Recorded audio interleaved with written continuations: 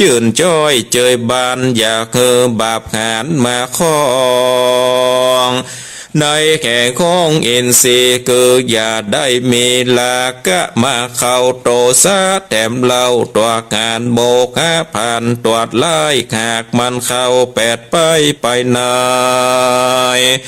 จากปัจจัยกรรมเศร้าลงเล่งเข้าตังดำบอกการทำวิเศษย้อนกิเลสบางตาจากมีปัญหาตัวถอยจากจ้องคอยไปสู่ยังที่อยู่อเวจีได้เครื่องขี่ข้ามเจ้าและนาตัดสมาเกตนั้นเล่าคนหนุ่มเทายิงใจผู้ใครผ่านภายปนจากต่างตุกยากเครื่องขี่ได้สวัสดีจื่นจ้อยจูงไฟคอยตามธรรมดังองค์คำพระพุทธเจ้าได้บอกเล่าโอกาสเป็นพุทโธวาทสอนจากคือแก่อะละกันตาบอดน้อย1,250 ตนมวลมีเมื่อหลายพันปีล่วงแล้วอันเป็นข้าแก้วศาสนาว่าการสัตตาโลกไตปฏิบัติไตตามกองจากสมปองไฟคอยบอดตามก้อยอันใดนำตนไหลไปสู่ยังที่อยู่เนรปานดาบมองผ่านเสียงขาดบอบไม่มาดเครื่องขีดังบาดลีแต่เก้าอันตั้งไว้เล่านำมาว่าสาภาปาปัสสะ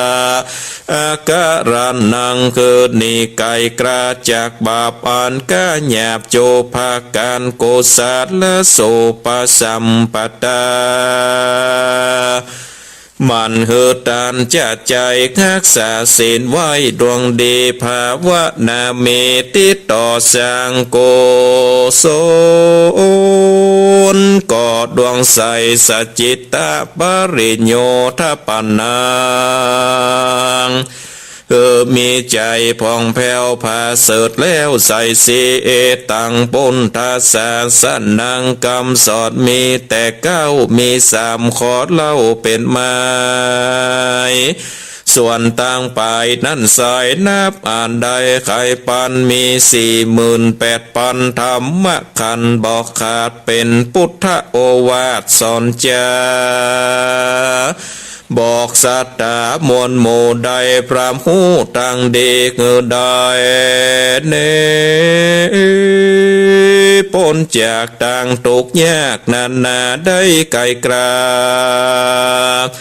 ไปลอดเวียงแก้วยอดเนละปานและนาเนทิตังกิญญาสังวันนานาวิเศษจากของเขตพุทธโอวาทปฏิโมกขกาถาก็บังกรมสมเด็จสเด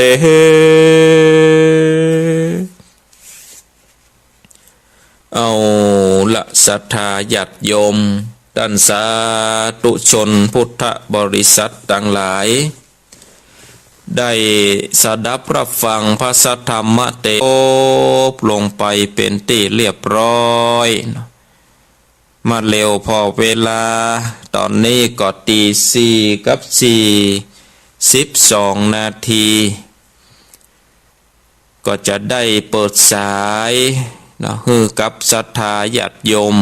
ท่านสาธุชนพุทธบริษัทต่างหลายได้โทรมาเพราะว่าการที่เขาได้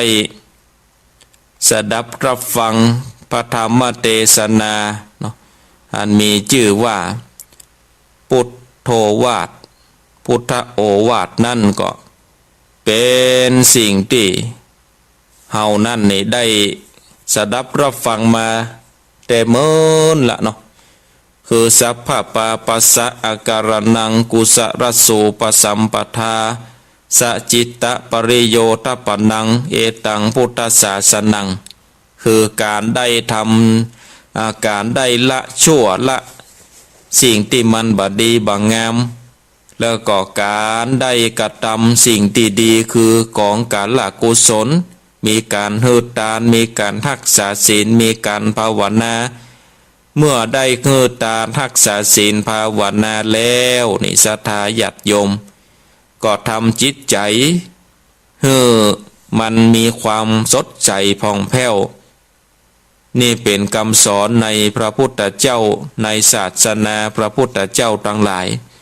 เพราะฉะนั้นก็เป็นสิ่งที่ดีที่งามสำหรับเขาท่านทั้งหลายเนาะที่ได้ประพฤติปฏิบัติเนาะได้ประพฤติปฏิบัติใ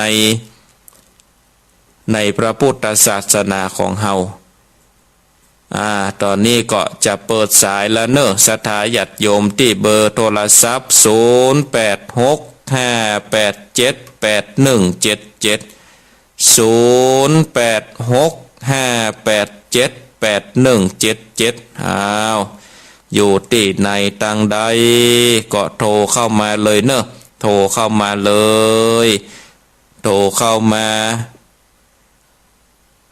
มาจ๋ามาแจ้งผลการรับฟังก็ดีนะก็โทรเข้ามาเลยเนอะศรัทธาญาติโยมโทรเข้ามาเลยที่เบอร์โทรศัพท์0865878177จะเลินปอนเจ้าท่านพระครูเห็นเป็นชื่อชีวิตเด้อแม่เพนชัดเจนเด้อชัดเจนดีตามกับเข้าใจดีเนอะจ้าเป็นกำลังใจท่านพระครูเดี๋ยวท่านพระครูเด้อจ้าตุโมทนาเจ้าบุญรักษาโทรเข้ามาได้เนอะสายแรกผ่านไปแล้วที่เบอร์โทรศัพท์0865878177ก็สามารถโทรมาได้โทรมาแจ้งผลการนับฟังโทรมาโทรมาจ๋าว่าฟังขึ้นอันอย่างตั้งใดชัดเจนดีก็ว่าเป็นจะใดก็สามารถโทรมาได้เนอะโทรมาได้เลยจะเลินปอนจากไรสาเจ้าท่านพระครูแม่สีทรเจ้าฟังอยู่เจ้าชัดเจนเลยนะเจ้าชัดเจนดีเนาะเจ้าสาธุโมทนาเจ้าไว้สาเจ้าบุญรักษาฮับสายต่อไปจะเลินปอนสวัสดีครับท่านพระครูครับจากที่ไหนตั้งใดวันนี้เปิดมาปาธรรมเทศนาวันนี้เพิ่งมานะอยู่เมืองเป้าครับผมเมืองเป้าอันปนทองครับบ้านสันตภาพตำบลปานในอำเภอเป้าครับผมชัดเจนดีเนาะเมืองเป้าเนาะชัดเจนครับผมฟังกับม่วนดีขนาดเป็นเมืองแบบนี้ครับอาจารย์ครับผมก็ฟังกันไปเนาะเตดอนุรักษ์รักษาไว้บ่ให้มันได้หายไปเข้าใจดีอาจารย์ท่านพระครูครับทำมาเทศนาปลูกนี่จะมีขายตามท้องตลาดครับผมต้องไปถามเนอะว่าสมัยนี้เปิ่นพิมพ์อยู่ก่อนนั้นน่ะก็เป็นทำจัดเหมือนกันนะเนี่ยนะก็เป็นเข้าใจดีครับดีแล้วลองไปถามตีกันร้านสังฆทานพอเรามาติดจะทาฟังบันไดลองไปถามตีร้านสังฆทานเพราะว่าทำสมัยนี้ยังมีอยู่ก่อนเนาะครับผมสาธุโมทนาครับผมครับสาธุครับผมครับสายต่อไปจะเลินปอนเจ้ากับรายสารนะท่านพระครู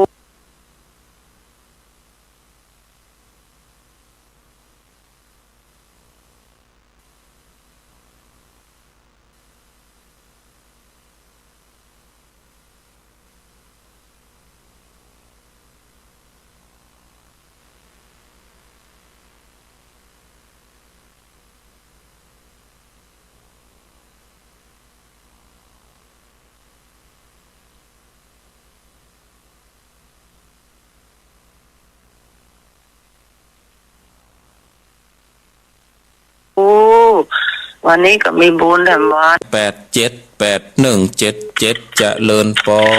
นเท การครับอาจารย์ ครับนมัสการครับหลวงพ่อ อากาศดีนะอาจารย์นะครับ ผมไม่เย็นไม่ร้อนเท่าไหร่ตอนเช้า มีฝนไหมนี่ยังอาจารย์ ๆโอ้ไม่มีสักเล็กสักน้อย โอ้ดีแล้วอาจารย์เนาะลำบากมานานแล้วหนาวร้อนอะไรก็ไม่รู้วายเนาะ ครับผม ไม่เหมือนแต่ก่อนเนี่ย เป็นไปตามโลก หนาวก็ไม่หนาวร้อนก็ไม่ร้อนจะร้อนก็ร้อนจะหนาวก็หนาว ฟังอยู่นะอาจารย์ ค นะ รับผมครับ เสียงคล้ายๆพระครูไปวัดนะครับ คล้ายๆกัน การบรรยงนะเสียงคล้ายๆอาจารย์นะ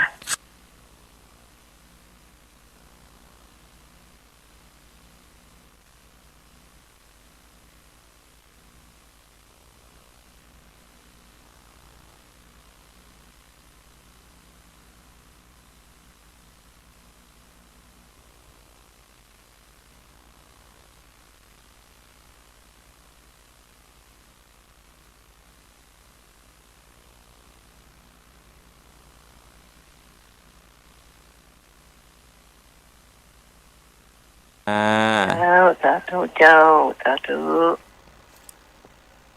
อ้าวหับสายต่อไปจะเลินปอน ไหว้ตาเจ้าแม่ทั้งนี้เนอ จากที่ไหน จากนานเจ้า จากน่านเขาจะตักวันน่านเขาก็กลัวพิษเขาก็ถามไว้ก่อน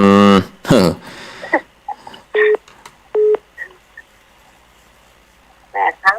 หมวนนี้เนาะอันทำน่ะ เอาหม่วนดีฟังแต่ต้นชุดปลายพุนาเนาะ เจ้าทั้งแต่ต้นที่ขายน่ะไหว้ตาเจ้า จาตุโมทนาเอาหับสายต่อไปจะเลินปอน ครับใบชาท่านพระครู โอ้หายไปจัดเมินหอ ให้เมินแต่ก็ได้เลยแต่ก็มันโกรธเข้ากัน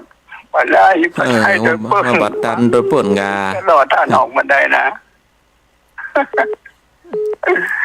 วันนี้นี่มีบุญแต่ แล้ว ท่าน ก็มีบุญได้อู้กันแล้ว ชัดเจนดีเนาะ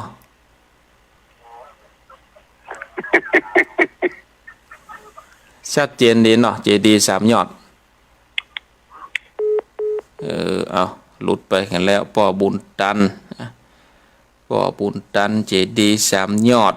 อ้าวมีก็เข้ามาแถม0865878177จะเลินปอน ไปสาครับท่านพระครูที่ตามฟังเลยครับเนื้อ มาแล้วนานน้อย ได้ยินเสียงแจ๋วๆครับต้องอย่างชัดเจนเลยฟังที่เสียงฐานนี้สีเขาไม่รู้นะครับก็ โอ้ชัดเจนดี ครับกำลังใจพระครูนะครับเน้อขอพระครูได้อยู่ดีมีสุขต่อไปให้เป็นลูกของใส่เป็นลูกหลานต่อไปนะครับรักษาความดีในพระครูครับเป็น สา ห่วงครับแม่ ธุเหมือนกันเนอปนาเนอ เจ้าไปสาสา บุญ ธุ รัก ครั ษา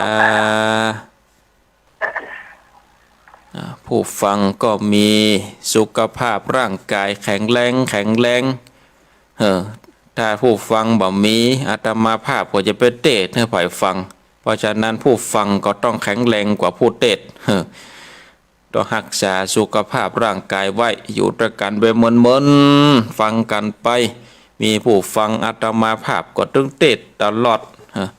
ถ้าว่าบัติดธุระบัติดกิจต่างใดเนี่ยนะถ้าสุขภาพร่างกายปกติก็ตึงมาพบกับศรัทธาญาติโยม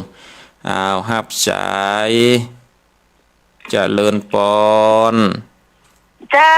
กลับไหว้ตาเจ้าท่านพระครูแม่ฟังอยู่เนอ มาแล้ว